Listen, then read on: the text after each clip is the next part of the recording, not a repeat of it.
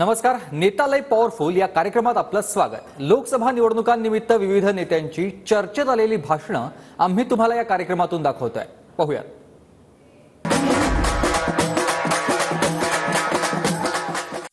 जो तुम्ही निधी देणार आहात ना, तो तुमच्या खिशातला नाही, या मायबाप जनतेच्या टॅक्सच्या पैशातून तो निधी गोळा होतो.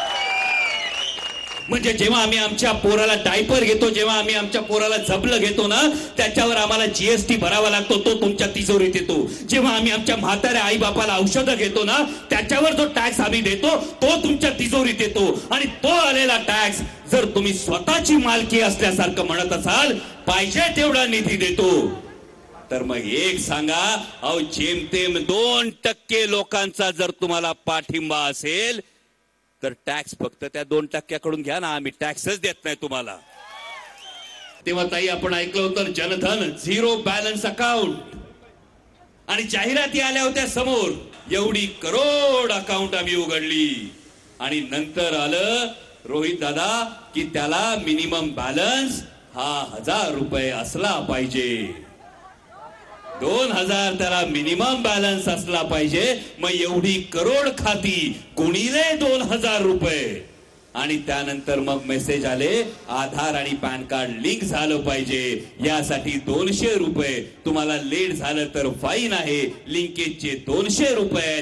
सर्वसामान्य भारतीयानं कायदा पाळण्यासाठी या सगळ्या गोष्टींची पूर्तता केली. आणि या सगळ्या गोष्टींची पूर्तता करून जो निधी तयार झाला, इलेक्टोरल बॉन्ड्सच्या भ्रष्टाचारातून जो निधी तयार झाला, हा सरकार पाडण्यासाठी, नेते फोडण्यासाठी हा निधी तयार झाला.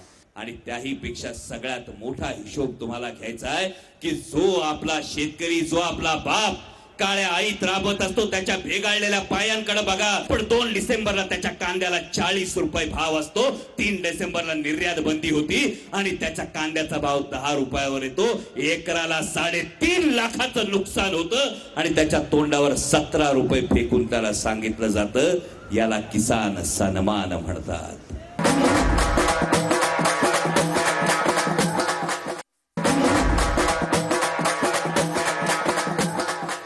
मी आज आपल्या सर्वांच्या वतीनं दादा, हा 30 वर्षामधला हा पहिला योग आहे.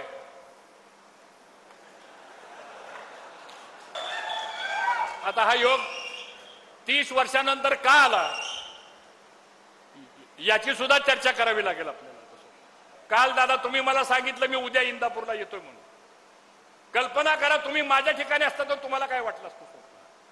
म्हणजे तुम्ही येणार आहे आणि मी लोकांना सांगायचं दादा येणार आहेत आपल्याला बैठकीला यायचं म्हणून. म्हणजे आमच्या समोर किती संकट होतं.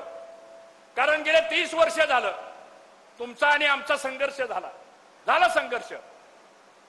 पण तो संघर्ष राजकीय संघर्ष झाला, तो काही व्यक्तिगत संघर्ष कधी झाला नाही.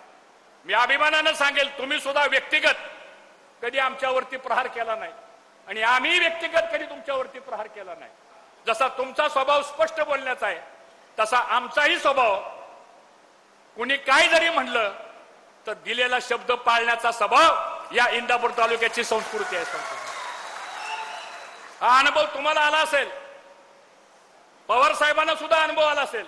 2004 ला दादा आम्ही प्रामाणिकपणे काम केलं, 2009 ला आम्ही प्रामाणिक काम केलं, 2014 ला आम्ही प्रामाणिक काम केलं, 2019 ला सुद्धा प्रामाणिक काम केलं. लोकांच्या मनात भावना अशी आहे की दरवेळेस आपण त्यांचं काम करतो. अगोदर लोकसभा होती, नंतर विधानसभा होती, मग पुढचं काय, असा प्रश्न सगळ्याच्या मनामध्ये या ठिकाणी निर्माण होतो. ठीक आहे, आज ती बोलण्याचा विषय वेळ नाहीये, पण शेवटी लोकांच्या भावना मोकळ्या झाल्या पाहिजे. लोकांच्या मनामध्ये खतखततंय काय ते बोललं पाहिजे.